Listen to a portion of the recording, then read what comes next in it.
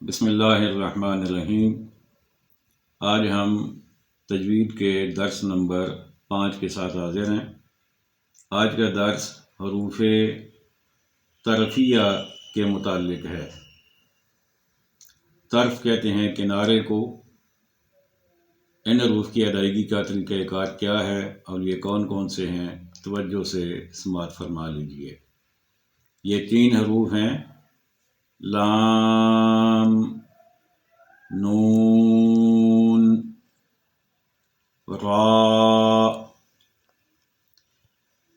ان میں سے پہلا حرف لام زبان کے کنارے اور ضواحک سے ثنایا تک مسوڑوں کے ساتھ ادا ہوتا ہے، یعنی یہ جو سامنے کے 2 دانت ہوتے ہیں، اوپر کے یا نیچے کے، انہیں ثنایا کہتے ہیں۔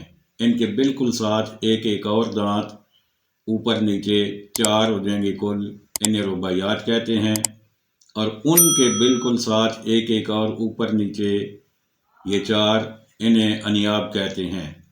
اور ان سے آگے ایک اور اوپر نیچے، انہیں ضواحک کہتے ہیں۔ تو ضواحک سے لے کر ادھر سے ادھر یہاں تک یہ جو دانت ہیں ثنایا تک، ان کے اوپر جو مسوڑا ہے، ان کے ساتھ جب زبان کا کنارہ لگے گا تو اس سے لام ادا ہوگا۔ اسی طریقے سے اس کے بعد ہے نون۔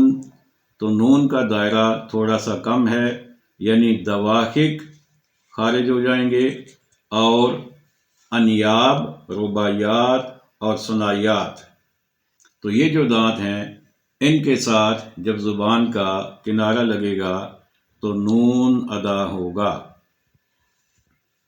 یہ چونکہ دونوں قریب ہیں، قریب المخرج ہیں، اس لیے ہم اکثر دیکھتے ہیں کہ چھوٹے بچے لام کو نون اور نون کو لام سے ادا کر دیتے ہیں، وہ اس کا فرق نہیں کر پاتے۔ اس سے اگلا حرف ہے را۔